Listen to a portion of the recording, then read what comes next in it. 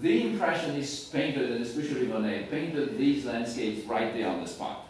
They froze their fingers and many other parts of their body doing that. This was a tough job, a very tough job. But that was the only way to capture these effects. And I love the magpie on the gate, which is almost like a note of music. So that's a great painting by Claude Monet called The Magpie in number 12 position. And number 11 is another Monet, but done 10 years later. You can see the difference in the brushwork. Totally different approach. Rue Montorgueil, and that was to celebrate the great success of an international exhibition that took place in 1878. And it was also a way to glorify the changes that the Baron Haussmann had brought to Paris. Now, Monet did not have an apartment there. He went knocking on doors until someone let him use their window to paint that. Imagine that you could have a photograph next to that painting from the same point of view at the same time. Which of the two works would be telling the truth? Which one? This one. Why? I think it conveys the feeling, the moment, the joy and the celebration. And above all, the movement too. Okay. The photograph is arbitrary. It stops time, it freezes time. And so it's not an accurate reproduction of the experience that you had. When Monet was at the window, everything was moving. The crowd was moving, the flags were moving. Look at the next detail, and you will see the brushwork and everything dancing. And as a matter of fact, when you are very close, you see that brushwork that is so alive, so full of energy.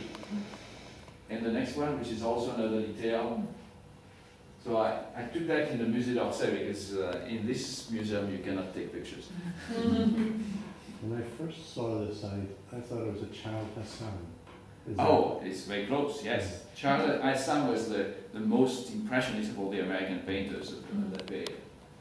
And later on, Vincent van Gogh did a painting with a similar theme that is somewhat reminiscent of the Monet, but the Monet has more of a perspective leading you into the distance, and I think it works very well. The next one. At number 10 position, we have a Camille Pissarro. And the next one. Not this one, which is also in the show. This is a self-portrait. And it's a marvelous self-portrait of a very kind man, very interesting man. He was a little bit older than the Impressionists by about 10 years. Came from the Virgin Islands.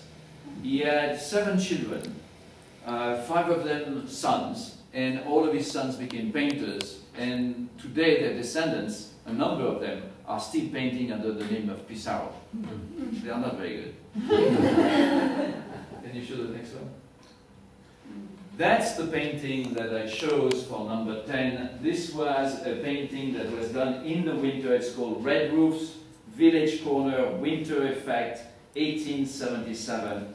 And I would like to read to you, if you want to do an Impressionist painting, maybe you'll decide after seeing the show, yeah, I would like to try my hand at an Impressionist painting. So this is the advice that Pissarro gave to a young artist. And this is very good advice. Don't work bit by bit, but paint everything at once by placing tones everywhere. The eye should not be fixed on a particular point, but should take everything, while simultaneously observing the reflections that the colors produce on their surroundings. Keep everything going on an equal basis. Use small brush strokes and try to put down your perceptions immediately. Do not proceed according to rules and principles, but paint what you observe and feel. That's very good advice, and that's the way he painted. Now, he was a very good friend to so many artists, helped everyone, but Cézanne especially. And Cézanne worked side by side with him in Auvers-sur-Oise. And this is what Cézanne said of Pissarro. Pissarro was like a father to me. He was a man you turned to for advice. He was something like a good lord. That's very easy to go from Pissarro to Cézanne. At number 9, This is a self-portrait that you have in the show. It's not my number 9 painting, but it is in the show. And the next one?